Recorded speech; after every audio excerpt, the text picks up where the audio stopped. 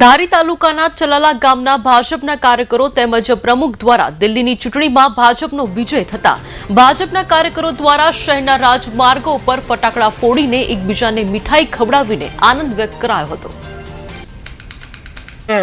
ભારત દેશની પાટનગર રાજધાની એવા દિલ્હીમાં વિધાનસભાની ઇલેક્શનના પરિણામો જાહેર થયા છે, ત્યારે છેલ્લા 27 વર્ષથી દિલ્હીમાં આપનું શાસન હતું।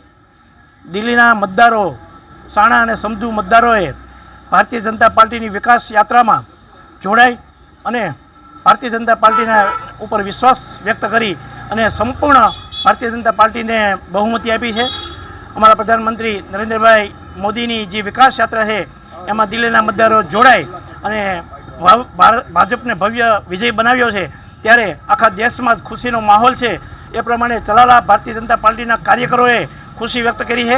આજે અમે બધાએ ભારત માતા કી જય અને વંદે માતરમના નારા સાથે ફટાકડા ફોડી અને મીઠાઈ વેચી અને ભારતીય જનતા પાર્ટીના ભવ્ય વિજયની ઉજવણી કરી છે।